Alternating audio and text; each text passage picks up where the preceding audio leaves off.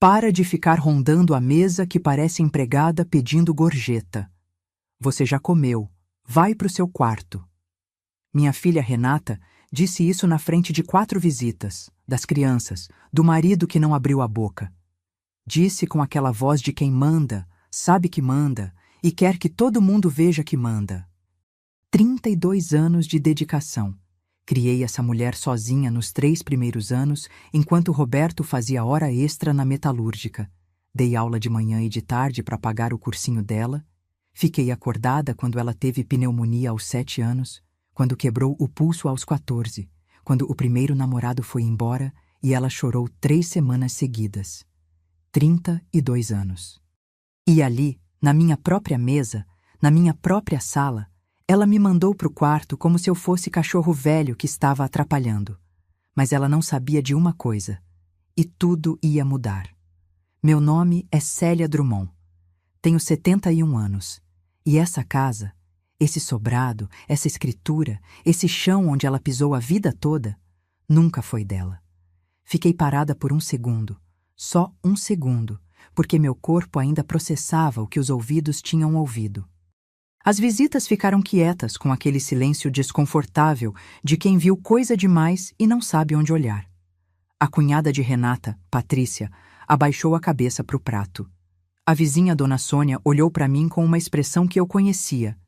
Era pena, mas era também aquela pena covarde que não abre a boca. Marcos não tirou os olhos do celular. Nunca tirava. Lucas, sentado na cabeceira, olhou para mim. 17 anos, e aquele olhar de homem velho que o Roberto tinha. Olhar que pesava, que ficava, que dizia coisas sem abrir a boca. Ele olhou para mim, depois olhou para a mãe, e eu vi a mão dele descer devagar para o bolso onde estava o celular. Levantei. Não corri, não chorei, não disse nada. Peguei meu copo d'água da mesa com a calma de quem terminou o que tinha a fazer e fui.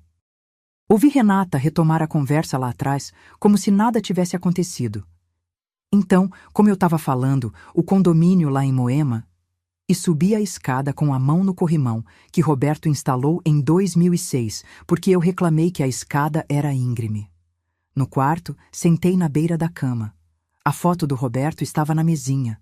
Ele de terno no casamento da sobrinha, sorriso torto, aquele jeito dele de parecer desconfortável em roupa formal. E lembrei de uma tarde de 2017, 2 anos antes de ele morrer, quando ele me chamou na sala com um ar de conversa séria e disse: Célia, eu fiz uma coisa. Precisava fazer e fiz. Tinha ido ao Valdemar. Tinha acrescentado uma cláusula no testamento. Não me contou tudo, disse só que era precaução, que ele conhecia a filha melhor do que eu achava e que se um dia alguém tentasse mexer no que era meu, eu estava protegida. Você não vai precisar, ele disse, mas se precisar, tá lá. Morreu 18 meses depois, sem que eu tivesse entendido completamente o que ele havia feito. Voltei ao agora. Lá embaixo, a conversa continuava. Alguém riu. Toquei a escritura que guardava na pasta de papelão azul dentro da gaveta do guarda-roupa. Papel grosso, firma reconhecida, meu nome completo impresso em tinta preta. Célia Maria Drummond. Donon da propriedade desde 1987. Amanhã eu ligava para o Valdemar. Mas amanhã era uma palavra que eu usava fazia 6 anos para adiar o que não queria encarar. Tudo tinha começado em dezembro de 2018, quando Renata apareceu na porta do meu apartamento em Santo André, com a Sofia de 3 anos no colo e uma história bem montada. O condomínio deles em Osasco estava caro demais. Marcos tinha acabado de trocar de emprego. Ficaria mais fácil se eu fosse morar com eles no sobrado do Ipiranga. A casa é sua, mãe. Você fica no seu quarto. A gente se ajuda. Ajuda mútua. Parecia razoável. Parecia até bom.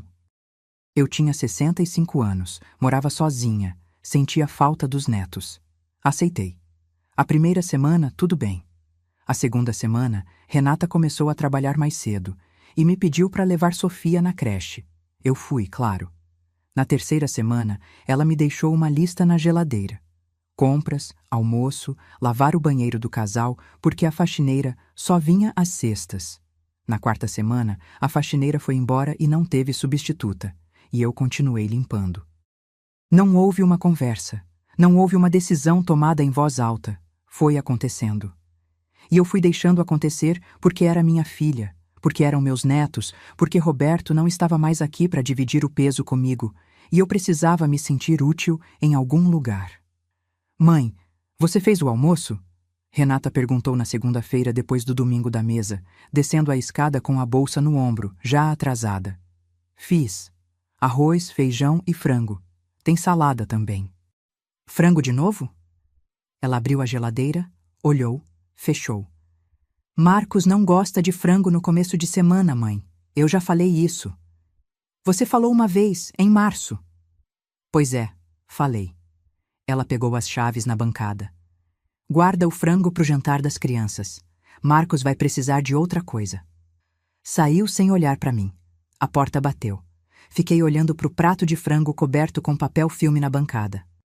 Contei até 10 baixinho, do jeito que aprendi a fazer nos últimos anos, não para me acalmar, mas para não dizer o que pensava. Porque se eu dissesse o que pensava, ela ia chorar, ia dizer que eu era dramática, que ela estava só comunicando uma preferência. E de algum jeito eu ia acabar pedindo desculpa. Era sempre assim. Vó. Lucas desceu com a mochila, parou do meu lado, olhou pro frango. Eu gosto de frango. Eu sei, meu amor. Eu como o almoço todo. Ele pegou uma maçã na fruteira, foi até a porta, parou. Vó, ontem eu gravei. Tá no seu WhatsApp. Não esperei ele terminar a frase. Fui buscar o celular no quarto. A mensagem estava lá. Um áudio de 5 minutos e 42 segundos. Coloquei o fone de ouvido, sentei na cama e ouvi. Ouvi a minha voz perguntando se alguém queria mais água. Ouvi o barulho de garfo no prato. Ouvi Renata. Para de ficar rondando a mesa que parece empregada pedindo gorjeta. Você já comeu, vai pro seu quarto. E depois as risadas abafadas, e depois a Patrícia mudando de assunto com aquela voz de quem quer apagar incêndio. E o silêncio absoluto de Marcos. 5 minutos e 42 segundos da minha humilhação guardados em arquivo de áudio. Ouvi 2 vezes. Na segunda vez, não doeu menos. Doeu diferente. Com mais clareza. Depois disso, fui até a gaveta, peguei a pasta azul, sentei na cadeira do quarto e olhei para o número do Valdemar na agenda do celular por uns 3 minutos antes de apertar ligar. Valdemar, sou a Célia Drummond. Dona Célia, que bom ouvir a senhora. Tudo bem? Precisando de você. Tem alguma coisa que preciso te contar. Valdemar Pessoa tinha 73 anos, escrivaninha de madeira escura, e aquela calma de advogado antigo que já viu muita coisa e poucas coisas ainda o surpreendem. Tinha sido advogado do Roberto por quase 20 anos. Contratos de trabalho, um acidente na metalúrgica em 2003. E no final, o testamento. Quando Roberto morreu, Valdemar me ligou pessoalmente para dar condolências e me lembrar que o escritório estava à disposição. Eu nunca tinha precisado. Até agora. Cheguei no escritório dele no Cambuci numa terça de manhã fria de maio. Contei tudo. A procuração, o cartório, a ligação que recebi em abril, o que respondi. Valdemar me ouviu sem interromper, com aquela caneta dele fazendo pequenas marcas no bloco de papel. Quando terminei, ele olhou para mim por cima dos óculos. A senhora guardou o número que o cartório ligou? Guardei. Salvei no celular na hora. E a senhora não disse nada para Renata nem para o Marcos? Não disse nada para ninguém. Ele cruzou os braços, fez uma pausa. Dona Célia, o que eles tentaram fazer é crime. Falsificação de documento particular e uso de documento falso. Isso é inquérito, indiciamento, processo. Outra pausa. A senhora quer ir por esse caminho? Pensei por uns 10 segundos. Valdemar, essa casa está no meu nome desde 1987. Meu marido colocou no meu nome porque sabia que era o certo a fazer. Tentaram me tirar o que é meu com papel falsificado. Olhei para ele. Qual é o outro caminho? Ele levantou um canto da boca. Não era um sorriso exatamente. Era reconhecimento. Nenhum. Vamos fazer o boletim de ocorrência hoje. O cartório colaborou sem resistência. O escrevente que tinha me ligado em abril lembrava bem do episódio e confirmou por escrito que a assinatura apresentada na procuração divergia da assinatura cadastrada. O inquérito foi aberto em maio com os 2 nomes, Renata Salgado e Marcos Henrique Salgado. Valdemar me explicou que a investigação levaria meses, que eu não precisava fazer nada além de responder se fosse chamada e que, enquanto isso, o imóvel estava bloqueado para qualquer transação. Ninguém movia aquela escritura sem minha autorização e supervisão judicial. Voltei para casa naquele dia e servi o jantar no horário de sempre. Renata não perguntou onde eu tinha estado. Marcos comeu olhando para o celular. Sofia me pediu para contar história antes de dormir e eu contei, Chapeuzinho Vermelho, que ela ainda pedia mesmo já sabendo de cor. Guardei tudo dentro de mim. Continuei cozinhando, continuei limpando, continuei levando Sofia na escola às 7h30, buscando às 5. Mas alguma coisa tinha mudado na minha postura. Uma coisa pequena que eu sentia e ninguém via. Uma rigidez nos ombros que não era tensão, era decisão. Junho veio com aquele frio seco de São Paulo que resseca a garganta e deixa a cidade cinza. Foi em junho que Renata começou a pressionar de um jeito diferente. Menos grosseria direta, mais aquela manipulação de baixa frequência que ela usava quando queria alguma coisa. Mãe, você já pensou que essa casa tá grande demais para você? Ela disse isso numa quinta à noite enquanto eu lavava a louça. Não pensei. Eu tô falando sério. Manutenção, IPTU, essas coisas. Você tem 71 anos, mãe. No dia que você precisar de cuidado, quem vai cuidar aqui dentro? Você, imagino. Ou você não morava aqui de graça faz 6 anos? Silêncio. Ela detestava quando eu respondia assim, direto, sem drama. Eu tô tentando ter uma conversa de adulto. Voz diferente agora. Aquela voz macia que precedia a chantagem emocional. Eu me preocupo com você, só isso. Que bom, Renata. Fico aliviada. Ela saiu da cozinha. Eu terminei de lavar a louça. 2 semanas depois, no primeiro domingo de julho, ela tentou de novo. Dessa vez com Marcos presente, como se ele fosse argumento. Marcos acha que a gente podia regularizar a situação da casa. Botar tudo no nome certo. Que situação? Perguntei. Está tudo no nome certo. Mãe. Ela trocou um olhar com Marcos. A gente mora aqui. Seria mais lógico. Vocês moram aqui porque eu deixei. Coloquei a xícara na mesa com mais firmeza do que precisava. A casa é minha. Está no meu nome. Não tem nada para regularizar. Marcos olhou para o chão. Renata apertou a boca. Aquela conversa terminou ali. Mas eu soube, olhando para a expressão dela, que não tinha terminado de verdade. Tinha só mudado de forma. Foi Valdemar quem me ligou numa tarde de agosto para contar sobre o acordo de Marcos. Dona Célia, o Marcos procurou advogado particular em julho. Ontem formalizou acordo com o Ministério Público. Confessou a execução da procuração, apontou a Renata como mandante, prestação de serviços comunitários. Ele não vai ser indiciado. Fiquei quieta por um momento. E a Renata? Ela não sabe ainda. Ele não contou. Pausa. O acordo é sigiloso por enquanto, mas não vai ficar assim por muito tempo. Valdemar, respirei fundo. Quando você acha que isso vai se tornar público para o processo dela? Setembro, outubro, no máximo. Então vamos marcar para setembro. Ele entendeu sem que eu precisasse explicar mais nada. Naquela mesma tarde, Renata chegou em casa às 6, jogou a bolsa no sofá e me pediu se eu podia fazer um chá, porque ela estava com enxaqueca.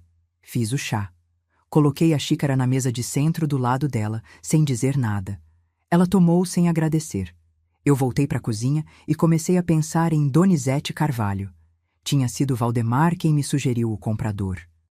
Donizete era um engenheiro aposentado, 54 anos, que procurava imóvel no Ipiranga fazia meses. Valdemar conhecia o corretor dele. Em agosto, enquanto Renata e Marcos trabalhavam e Sofia estava na escola, Donizete visitou o sobrado 2 vezes. Eu abri a porta, mostrei cada cômodo, expliquei os reparos que Roberto fez nos anos 80 e 90, os documentos todos em ordem. Ele era um homem quieto, de perguntas práticas. Gostou do imóvel. Fez proposta. Assinei o contrato de compra e venda em agosto, R$380 mil, com entrada de 120 mil na assinatura e o restante na escritura definitiva marcada para novembro. Quando recebi o depósito da entrada, fiquei olhando para o extrato bancário por um tempo. Era mais dinheiro do que eu tinha visto de uma vez em toda a minha vida. Liguei para o corretor de imóveis que uma colega do antigo magistério me indicou. 2 quartos, Vila Mariana, bairro que eu sempre gostei. Tinha um apartamento disponível. Fui ver. Dava para comprar à vista com parte do que já tinha recebido e ainda sobrar uma reserva boa. Dei sinal naquele mesmo dia. Voltei para casa no final da tarde, fiz o jantar, servi todo mundo, sentei para comer sozinha na cozinha porque a família estava na sala assistindo televisão. Comi devagar, olhei pela janela para o quintal onde o Roberto plantou um pé de limão em 92 que ainda dava fruto todo ano. Tinha muito ainda para fazer. Mas a estrutura estava toda montada. Só faltava setembro. Naquela noite, depois que todo mundo dormiu, sentei na cadinha do quarto com a luz apagada. Não precisava de luz. Conhecia cada canto daquele quarto de cor. A rachadura fina na parede do lado da janela, que apareceu no inverno de 2012, o cheiro de madeira velha do guarda-roupa que Roberto comprou num brechó em Moca, a textura do colchão que era meu há 16 anos. Cada detalhe daquele cômodo era meu, comprado com dinheiro meu, escolhido por mim, ou herdado de uma vida que construí junto com Roberto. E mesmo assim, fazia 6 anos que eu dormia naquele quarto com a sensação de estar ocupando espaço de outra pessoa. Aquilo doeu de um jeito diferente naquela noite. Não era raiva, era algo mais fundo, uma pergunta que eu não queria fazer para mim mesma. Quando exatamente eu tinha deixado de ser dona da minha própria vida? Não da casa, da vida. Quando foi que eu comecei a comer rápido para não atrapalhar, a pedir licença no corredor da minha própria casa, a escolher a cadeira mais próxima da cozinha para ser mais fácil de levantar quando alguém precisasse de alguma coisa? Não consegui responder. Então fiquei sentada no escuro um tempo, ouvindo o barulho da rua lá fora, e deixei a pergunta ficar sem resposta por aquela noite. E então lembrei. Foi em outubro de 2019, 3 semanas antes de Roberto morrer. Ele tinha acordado cedo, coisa rara naquele período em que a aposentadoria já tinha desacelerado o relógio interno dele. E quando desci para a cozinha às 6 da manhã, ele já estava sentado à mesa com 2 xícaras de café passadas e um envelope pardo na frente. Senta aqui, Célia. Sentei. Ele empurrou uma xícara para mim. Fui no Valdemar semana passada. Ele olhou para a xícara, não para mim, do jeito dele quando o assunto era difícil. Acrescentei uma cláusula no testamento. Cláusula de exclusão por contestação. Roberto, me deixa terminar. Ele não levantou a voz. Nunca levantava. Se algum dia, depois que eu for, a Renata tentar contestar o testamento ou qualquer documento relacionado ao nosso patrimônio, ela perde a parte dela. Automaticamente. Tá no papel, tá assinado, tá registrado em cartório. Fiquei olhando para ele. Você não confia na nossa filha. Eu conheço a nossa filha. Ele bebeu o café. Eu sei como ela olha para essa casa. Sei como ela olha para o Marcos. Sei que aquele homem não tem coluna vertebral e que ela manda nele como quer. Pausa. Não tô dizendo que ela é má pessoa, Célia. Só que ela é fraca de caráter quando o dinheiro entra em campo. E eu não vou deixar você desprotegida. E se eu precisar vender a casa um dia? Você pode vender quando quiser. É seu nome que está na escritura. Sempre foi. O testamento só protege você de contestação judicial. Se você decidir dar para ela de presente, pode dar. Mas ela não vai poder tomar. Ele finalmente olhou para mim. Entendeu a diferença? Entendi. Naquele momento, entendi tudo. Valdemar ficou com o testamento original. Roberto morreu de infarto fulminante no 1º domingo de outubro, numa manhã que começou igual a todas as outras. E eu carreguei aquela conversa comigo por 6 anos sem nunca precisar dela. Até que precisei. Voltei ao agora. O quarto estava escuro e quieto. Em algum lugar da casa, ouvi o passo pesado de Marcos indo ao banheiro e voltando. O relógio do corredor marcava 00:20. Me levantei. Fui até a gaveta. Peguei a pasta azul, abri, passei os dedos pela escritura no escuro, só pelo tato, pelo peso do papel grosso. Sabia de tudo desde que o cartório ligou em abril. Tinha o boletim de ocorrência, o inquérito, a escritura bloqueada, o contrato com Donizete, o sinal do apartamento em Vila Mariana pago. Tinha o testamento de Roberto com a cláusula que ele construiu 2 anos antes de morrer, porque me amava o suficiente para pensar no que eu precisaria quando ele não estivesse mais aqui. E tinha o áudio de Lucas. Fechei a pasta. Voltei para a cama. Na manhã seguinte, o celular vibrou às 8:30. Era Valdemar. Dona Célia, precisava te avisar. O acordo do Marcos foi homologado ontem à tarde. O processo da Renata segue em separado. O prazo que o promotor deu é outubro para ela ser notificada. Outubro. Repeti baixo. Exato.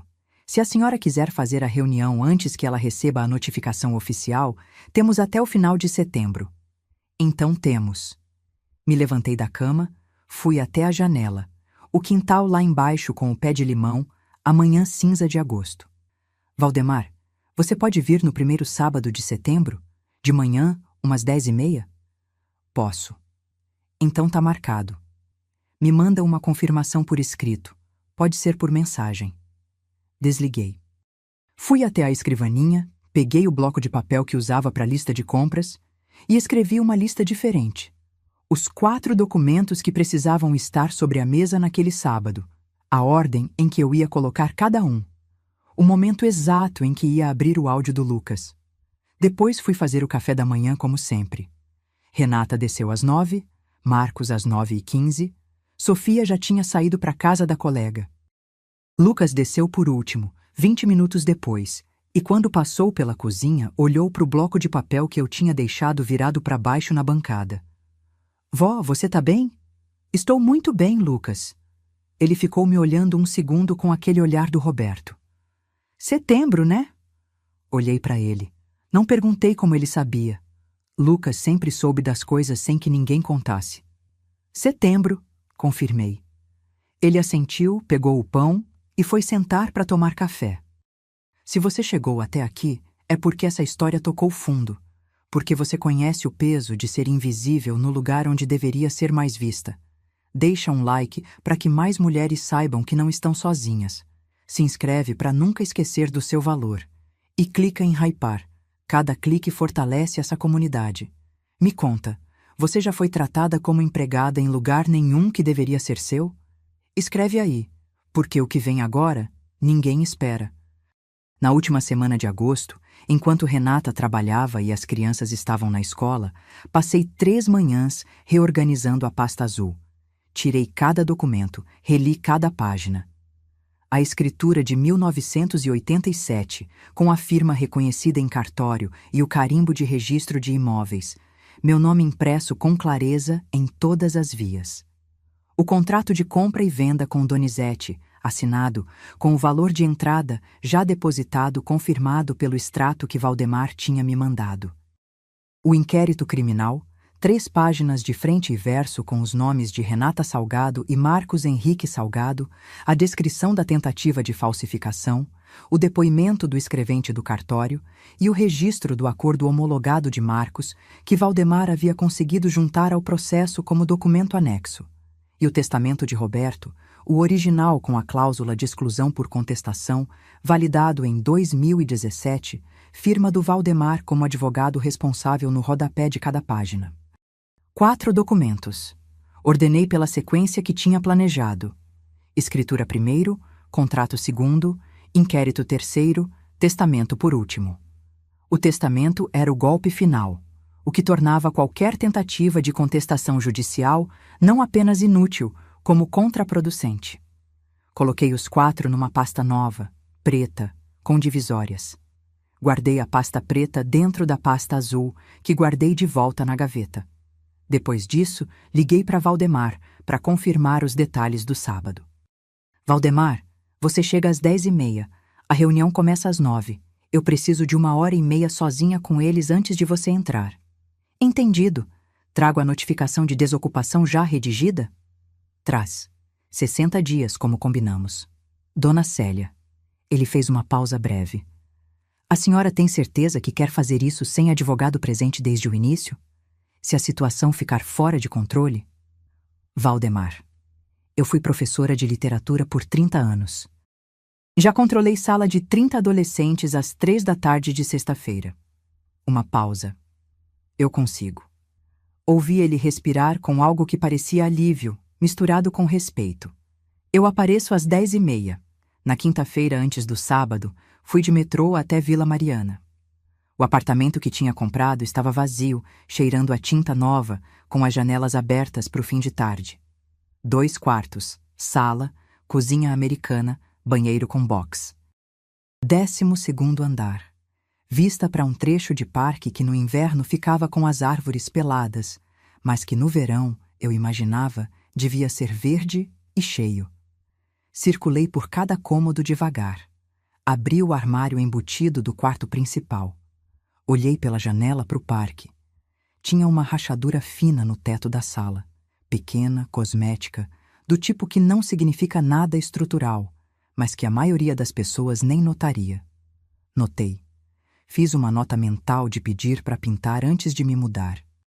Fiquei lá uns 40 minutos. Saí sem pressa, peguei o metrô de volta, desci no Ipiranga no horário certo para buscar Sofia na escola. Sofia saiu correndo, jogou a mochila nos meus braços como sempre, foi logo falando de uma briga de recreio entre 2 colegas com aquela urgência de quem precisa desabafar antes de implodir. Ouvi tudo com atenção. Na volta, ela pegou minha mão na calçada sem pensar, do jeito automático de criança que não sabe ainda que isso é carinho. Segurei a mão dela com força. Tinha 12 anos. Daqui a pouco, não ia mais querer segurar a mão da avó. Eu sabia disso. Ia aproveitar enquanto durava. Na sexta-feira à noite, Lucas estava na sala estudando quando eu passei com o chá dele. Hábito que eu tinha desde que ele era pequeno. Chá de camomila antes de dormir, que ele ainda tomava mesmo achando que era coisa de criança. Vó. Ele não levantou os olhos do caderno. Lucas. Amanhã. Pausa. Posso ficar? Você pode ficar. Confirmei. Mas não precisa. Pode ir para a casa do Paulo se quiser. Não quero. Ele finalmente olhou para mim. Você vai precisar de alguém do lado. Coloquei o chá na mesa, sentei no braço do sofá por 1 segundo. Lucas, o que vai acontecer amanhã vai ser feio. Sua mãe vai chorar, vai gritar, vai dizer coisas. O Marcos não vai reagir bem. Você tem certeza que quer ver isso? Ele ficou olhando para mim com aquele olhar que eu não conseguia mais confundir. Era o olhar do Roberto, aquela certeza quieta que não precisava de explicação. Ela me mandou para o meu quarto junto com você no domingo da mesa, vó. Voz tranquila. Eu não fui, mas ela queria que eu fosse. Eu sei o que ela é. Não sou criança. Fiquei quieta um momento. Tá bom, você fica. Mas fica sentado no canto da sala e não fala nada, entendeu? O que precisa ser dito, eu digo. Combinado. Peguei o chá vazio quando ele terminou, fui lavar, apaguei a luz da cozinha. No quarto, arrumei a roupa de amanhã. Calça escura, blusa de malha na azul marinho que o Roberto gostava, o sapato de salto baixo que eu usava nos dias de reunião de pais quando ainda dava aula. Me olhei no espelho por 1 segundo. 71 anos. Cabelo branco que eu parei de pintar em 2021 porque cansei de fingir que tinha outra cor. Rosto com as linhas todas que vieram de sol, de risos, de choros e de décadas de expressão honesta. Mãos que cozinharam milhares de refeições, corrigiram milhares de redações, segurou a mão do Roberto enquanto ele morria e segurou a mão da Sofia na calçada essa tarde. Não era a mulher mais jovem do mundo. Era a mulher mais preparada daquela casa. Dormi bem. Acordei às 6, sem precisar de alarme, como sempre. Fiz o café devagar. Coador de pano, água quente, mas não fervente, o grão moído que eu comprava na torrefação da rua de baixo. Sentei na cozinha sozinha na meia luz do amanhecer de setembro, Tomei o café com calma. Às 8, subi. Peguei a pasta preta na gaveta, desci, coloquei no assento da cadeira da cabeceira, a cadeira que era minha, que sempre foi minha, que eu tinha deixado de ocupar faz não sei quantos meses, porque era mais fácil deixar Renata sentar ali do que ouvir o comentário. Pus a cadeira de volta na cabeceira. Arrumei os 4 documentos sobre a mesa na ordem que tinha planejado. Cobri com uma toalha de mesa simples. Não para esconder, só para não dar tempo deles lerem antes de eu estar pronta. Às 8h50, mandei mensagem para Lucas. Pode descer se quiser. Às 9 em ponto, subi a escada e bati na porta do quarto de Renata e Marcos. Renata, preciso que vocês dois desçam. Tenho uns papéis da casa para mostrar para vocês. Um ruído de movimento do outro lado da porta. Voz grossa de quem acabou de acordar. Mãe, agora é sábado. É sábado, e eu preciso de vocês na sala às 9. Pausa. Por favor. O por favor era calculado. Era o tom que ela não esperava. Não suplica, não ordem. Informação. Fiz isso de propósito. Desci. Sentei na cabeceira. Tirei a toalha dos documentos, juntei as mãos sobre a mesa e esperei. Lucas desceu primeiro. Silencioso, foi pro canto da sala, sem olhar para mim. Sentou. Troca de olhar entre nós. Mínima, suficiente. Renata desceu de chinelo e cabelo preso, com aquele ar de quem está fazendo um favor imenso ao aparecer. Marcos atrás dela, de moletom, o rosto fechado de quem já sabia que alguma coisa estava errada, mas ainda não sabia o quê. Renata viu os documentos sobre a mesa e parou. O que é isso? Senta, Renata. Ela sentou, devagar, sem tirar os olhos dos papéis. Marcos sentou do lado dela, os cotovelos na mesa, olhando para o chão. Peguei o primeiro documento e coloquei à frente deles. A porta se abriu. Era só o vento batendo a porta da frente que Lucas tinha deixado entreaberta quando desceu. Renata olhou para a porta, olhou para mim, voltou os olhos para os documentos sobre a mesa. Marcos não olhou para nada. Ficou com os cotovelos fincados na mesa e o olhar preso no canto, aquele jeito dele de estar presente no corpo e ausente no resto. Mãe, o que é essa pasta? São papéis da casa, como eu disse. Mantive a voz tranquila, igual a que eu usava quando a turma do 3º ano estava ficando agitada e eu precisava que eles se acalmassem sem que eu precisasse pedir. Vou mostrar um por um e eu preciso que vocês dois prestem atenção. Peguei a escritura e coloquei na frente deles. Renata inclinou para frente. Leu o cabeçalho, leu meu nome, leu a data de registro. É a escritura da casa. Eu sei que existe a escritura, mãe. Então, você sabe que o imóvel está registrado no meu nome desde 1987. Deixei ela confirmar com os olhos antes de continuar. Em nenhum momento houve transferência de titularidade. A casa é minha hoje da mesma forma que era minha quando vocês se mudaram para cá em 2018. Tá, mas isso não é novidade. Deixa eu terminar, Renata. Ela fechou a boca. Não era habitual eu pedir isso com aquela firmeza. Vi o olhar dela mudar. Confusão ainda, mas já com uma camada de alerta por baixo. Peguei o segundo documento. Este aqui é um contrato de compra e venda. O silêncio que veio depois daquilo foi diferente de todos os silêncios que tinham existido naquela sala até então. Era um silêncio com peso específico, o peso de uma informação que ainda não foi processada, mas que o corpo já sentiu antes da cabeça. Renata pegou o documento das minhas mãos, leu a primeira linha, leu o nome do comprador, leu o valor. 380 mil reais. A voz saiu diferente, mais fina. Mãe, o que é isso? É o contrato de compra e venda do sobrado. Assinado em agosto. A entrada já foi depositada. Você vendeu a casa? A voz subiu. Você vendeu a casa sem falar nada. Eu não precisava falar com ninguém, Renata. A casa é minha. Os meus filhos moram aqui. Ela se levantou da cadeira. Minha filha de 12 anos mora aqui, mãe. Você não pode simplesmente... Senta, Renata. Eu não vou sentar. Senta. Mesma voz. Mesma calma. Tem mais 2 documentos na mesa. Ela ficou de pé por um momento, respirando fundo, as mãos nos quadris.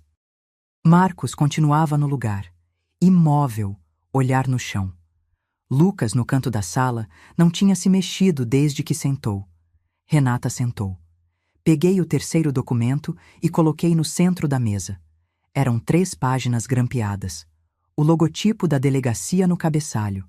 Os nomes em negrito no corpo do texto, Renata Salgado e Marcos Henrique Salgado. Renata olhou para o papel. Leu uma linha. Leu outra. Quando levantou os olhos para mim, o rosto tinha mudado de um jeito que eu nunca tinha visto na minha filha. Não era raiva, não era choro. Era aquela expressão de quando o chão desaparece e você ainda não caiu, mas já sabe que vai. Isso é um inquérito policial. É. Com o meu nome. E o do Marcos. Ela virou para ele, devagar, como se o pescoço fosse de borracha. Marcos. Ele não levantou os olhos. Marcos. Renata. Ele começou, voz baixa. O que você fez? Eu não fui o único que... O que você fez? Eu te disse que era arriscado. Ele finalmente levantou os olhos, e havia ali uma mistura de culpa e autodefesa que eu já tinha aprendido a reconhecer nos anos todos que convivi com ele. Eu falei que não era para fazer desse jeito, você insistiu, você. Eu insisti? Você trouxe o modelo de casa? Porque você pediu. Eu pedi uma solução, não pedi para você. Vocês 2. Falei com firmeza, mas sem gritar. Os 2 pararam. Vocês 2 estão no inquérito. A investigação identificou a assinatura falsificada pela comparação com documentos autênticos meus que o cartório tinha cadastrado e rastreou a procuração até o modelo original que o Marcos adaptou no escritório onde trabalha. Renata virou para mim, respiração pesada. Mãe, isso foi um erro. Um erro de julgamento. A gente não estava pensando direito. A situação financeira estava... Falsificação de documento particular e uso de documento falso não é erro de julgamento, Renata. É crime tipificado no Código Penal. Mantive os olhos nela. E tem mais uma coisa que você precisa saber sobre esse inquérito. Pausa. Deixei a pausa existir. O Marcos fechou acordo com o Ministério Público em agosto. O silêncio que caiu depois daquilo foi o mais pesado da manhã inteira. Renata ficou olhando para mim. Depois olhou para o marido. Marcos tinha o olhar de quem sabe que não tem mais nada a dizer. Você fez acordo. Voz de Renata, quase sussurro. Você fechou acordo e não me contou. Renata, o advogado disse que era a melhor saída. Você me deu como mandante. Você é o asa mandante. Eu sou sua esposa. E eu tenho uma família para proteger. Você tem uma família aqui, que não é só você. A voz de Marcos saiu mais alta do que qualquer coisa que eu já tinha ouvido dele em 6 anos. Os meninos precisam do pai em casa, Renata. Você queria que eu ficasse indiciado para você não ter que responder pelo que você planejou? Renata ficou boquiaberta. Lucas no canto não se mexeu. Vi as mãos dele apertadas no joelho. Deixei o confronto entre os 2 durar exatamente o tempo que precisava durar. Não porque eu estava com pena de nenhum dos 2, mas porque era necessário que ela entendesse que Marcos não era aliado. Que ela estava, naquele momento, exatamente tão sozinha quanto eu tinha ficado naqueles 6 anos. Depois de um tempo, bati levemente a palma da mão na mesa. Ainda tenho o 4º documento. Peguei o testamento e coloquei no centro da mesa. Era um envelope pardo, formal, com o nome do escritório do Valdemar impresso no canto superior esquerdo. Dentro, 4 páginas dobradas. Eu tinha lido e relido tantas vezes que sabia de cor cada parágrafo. Renata olhou para o envelope sem tocá-lo. O que é isso? É o testamento do seu pai. Ela fechou os olhos por um segundo.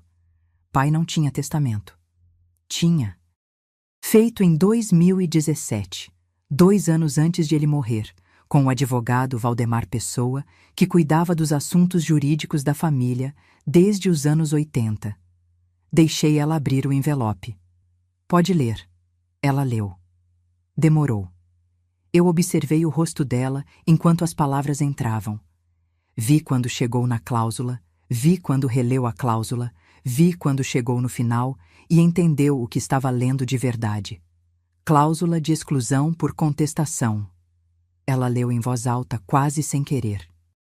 Em caso de contestação judicial por parte da herdeira Renata Drummond Salgado de qualquer disposição patrimonial testamentária ou extratestamentária relativa ao patrimônio comum do casal, a referida herdeira perde automaticamente o direito à parte que lhe caberia na herança.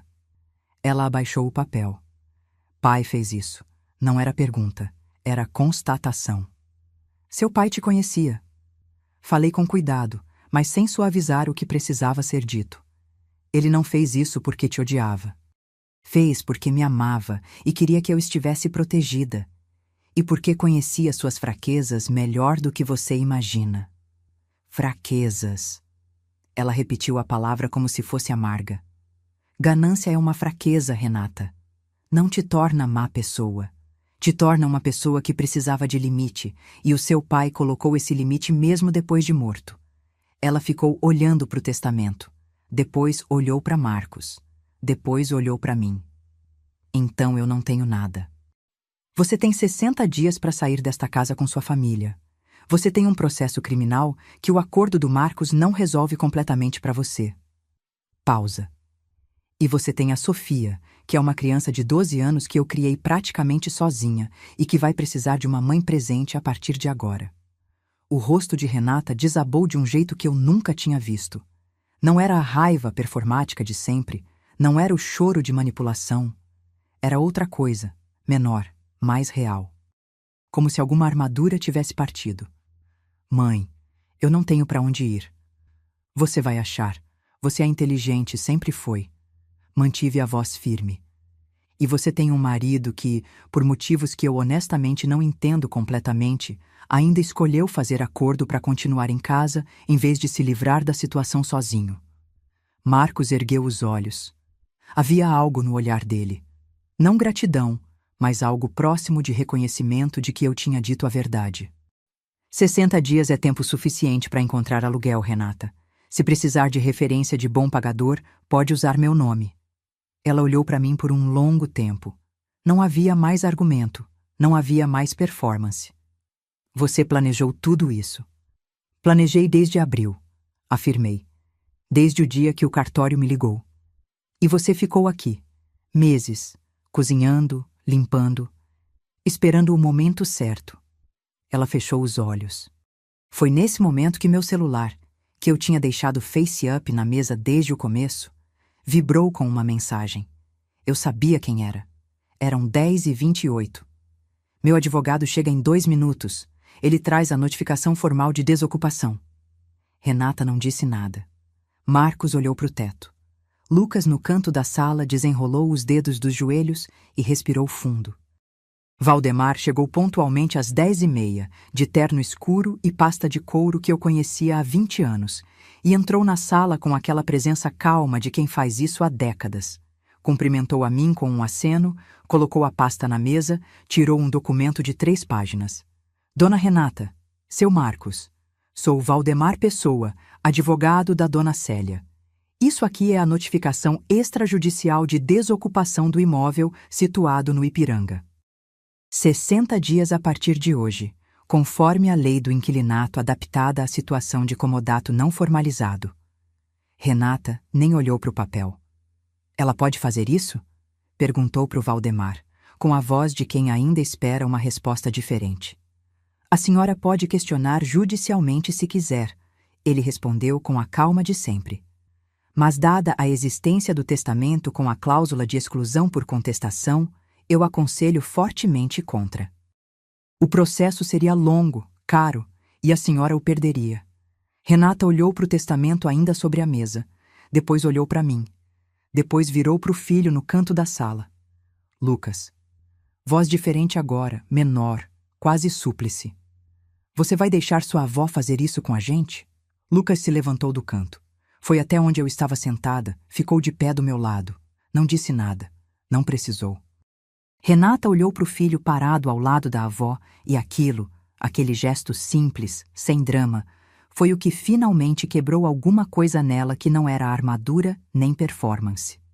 Era a ilusão de que a família ia se reorganizar em torno dela quando ela precisasse. Ela chorou. Não o choro de quem está tentando ganhar algo. O choro de quem perdeu. Marcos ficou olhando para a mesa. Não foi consolá-la. Eu peguei meu café, que tinha esfriado na xícara desde as 9, e terminei de beber. Frio. Não importava. O que importava estava tudo ali em cima da mesa. Valdemar ficou mais meia hora formalizando a assinatura da notificação, explicando os próximos passos, respondendo às perguntas práticas de Marcos sobre prazo e procedimento de mudança. Renata saiu da sala antes do fim. Ouvi os passos dela subindo a escada, o barulho suave da porta do quarto fechando. Quando Valdemar foi embora, Lucas me ajudou a recolher os documentos da mesa. Vó, tô bem, meu amor. Eu sei. Ele dobrou a toalha de mesa que eu tinha usado para cobrir os documentos antes. Ela vai ficar bem também, com o tempo. Com o tempo, concordei.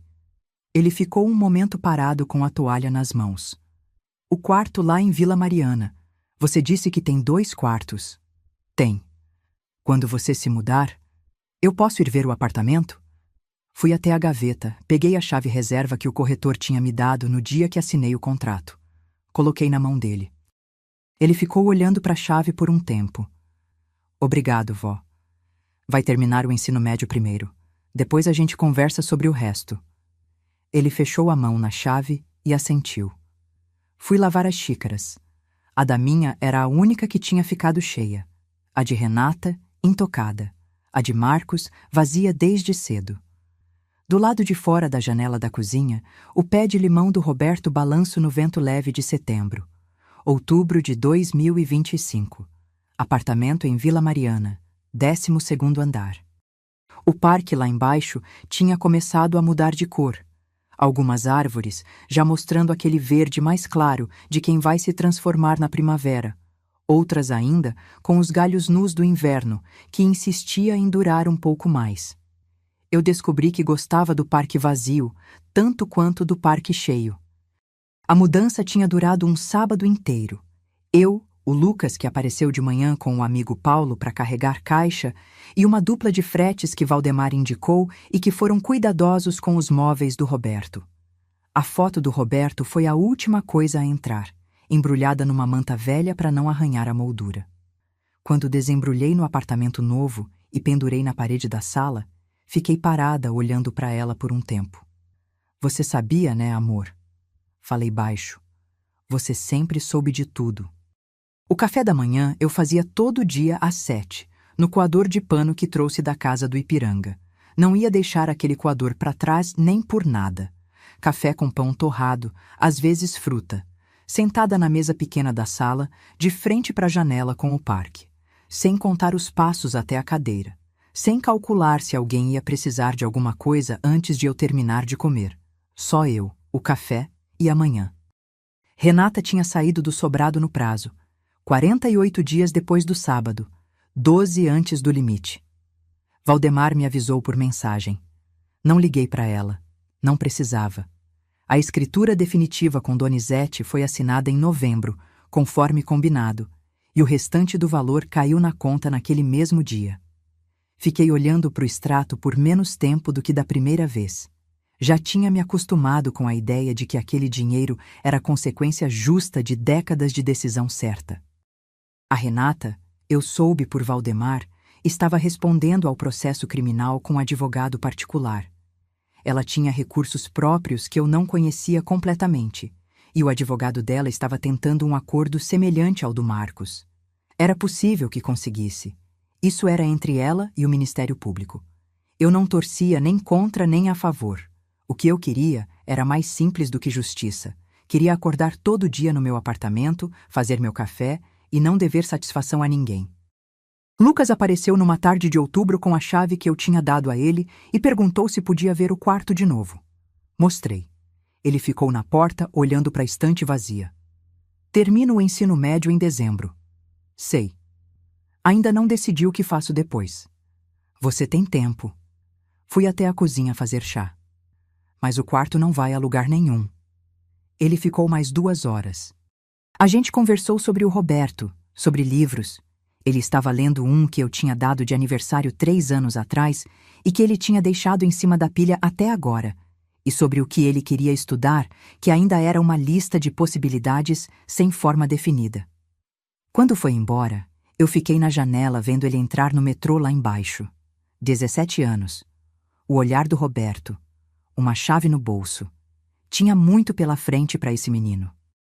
E ele sabia disso. Aquela certeza quieta que eu reconhecia, que era a herança do avô que ele nunca vai saber completamente o quanto era igual. Na última sexta-feira de outubro, sentei com o café da manhã e abri o caderno onde eu às vezes escrevia. Hábito antigo de professora, nunca consegui largar completamente. Fiquei um tempo olhando para a página em branco. Depois escrevi uma coisa só. 71 anos. Sobrevivi a tudo que precisava sobreviver. Agora começo o resto. Fechei o caderno. Terminei o café. Levei a xícara para a pia. Do lado de lá da janela, o parque acordava devagar naquela manhã de primavera que chegava com um pouco de atraso, mas que chegava. Essa história acabou, mas tenho certeza que vai ficar com você. Se ela te tocou, deixa um like. Isso me ajuda a continuar trazendo histórias assim. Me conta, o que mais te marcou? Foi o Lucas ficando do lado dela sem dizer uma palavra? Foi o Roberto que protegeu a esposa mesmo depois de morto? Escreve aí embaixo. Tem muitas outras histórias de mulheres fortes esperando por você aqui. Se inscreve e clica em hypar para não perder a próxima.